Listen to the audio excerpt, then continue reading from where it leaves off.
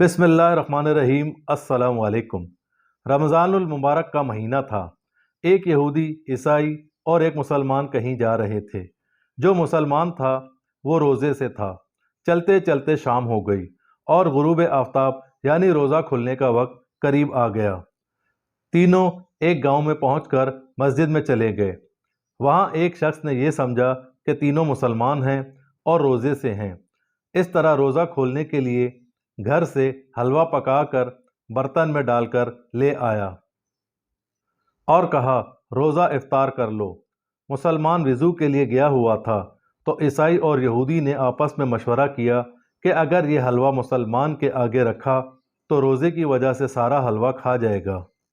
कोई ऐसा तरीका इस्तेमाल करें कि हलवा इस वक्त महफूज रख दें और सुबह उठकर हम खा लेंगे और मुसलमान तो रोज़े से होगा। इस तरह हम दोनों हलवा मज़े से खा लेंगे। चुनाचे दोनों ने मुसलमान को बुलाया और कहा कि हमारा इरादा है कि हलवे को इस वक्त संभाल कर रख लेते हैं। सुबह उठकर तीनों अपना अपना ख्वाब सुनाएंगे। रात को जिसने ख्वाब अच्छा देखा होगा सारा हलवा वही खाएगा। मकसद सिर्फ ये था कि मुसलमान को ख्वाब की उलझन में उलझा दो। सुबह इसका रोज़ा होगा तो हलवा हम खा लेंगे। मुत्तफ़िका फैसले के बाद हलवा कोने में रख दिया गया और तीनों सो गए। सहरी के वक्त मुसलमान उठा, देखा तो दोनों सोए हुए थे। हलवे का बर्तन उठाया और सारा हलवा खा गया और रोज़े की नीयत करके सो गया। सुबह यहूदी और ईसाई उठे। हलवे की फ़िक्र में मुसलमान को उठाया और कहा, अपना ख्वाब सुनाओ। यहूदी ने कहा, रात को मेरे पैगंबर हज़रत मूसा अलैहिस्सलाम ख्वाब में तशरीफ़ लाए और फरमाया कि उठ और मेरे साथ कोहे तूर पर चलो। चुनाचे मैं अपने पैगंबर के साथ कोहे तूर पर चला गया और खूब सैर की। इससे बेहतर ख्वाब और क्या होगा, लिहाजा हलवा मैं खाऊंगा।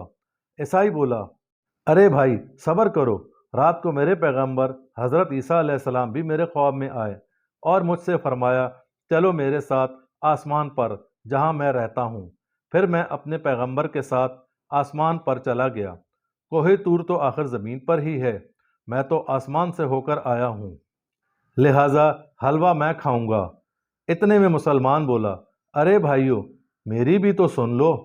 सहरी का वक्त हुआ, मेरे पैगंबर हजूर सल्लल्लाहु अलैहि वसल्लम भी मेरे ख्वाब में आए और आपने तशरीफ़ लाते ही मुझसे फरमाया कि उठो ऐ मेरे उम्मती, सुबह को तूने रोज़ा रखना है, उठकर सहरी खा लो, हलवा मौजूद है, ये ही खा लो। फिर मैं उठा क्योंकि हुक्म पैगंबरी की तामील करनी थी और मैं सारा हलवा खा गया। ईसाई और यहूदी ये सुनकर हैरान रह गए और बोले, क्या तुमने वाकई हलवा खा लिया है? मुसलमान ने कहा, तो क्या करता, पैगंबर का हुक्म ना मानता तो काफिर हो जाता। तो दोनों बोले, हमें भी बुला लेते। मुसलमान ने कहा, मैंने तो आवाज़ दी थी मगर तुम कोहे तूर पर थे और तुम आसमान पर, सुनता ही कोई नहीं था, इसलिए हलवा अकेले ही खाना पड़ा।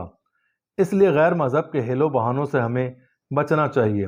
बिल्कुल इसी तरह अगर ये यहूदी और ईसाई की बातों में आ जाता तो हलवे से महरूम हो जाता और भूख से परेशान होता। इस तरह अगर मुसलमान किसी गैर मज़हब की बातों में आ गए तो क़यामत के रोज़ परेशान होंगे। चैनल को सब्सक्राइब करें, वीडियो को लाइक करें और कमेंट्स बॉक्स में अपनी राय का इजहार ज़रूर करें।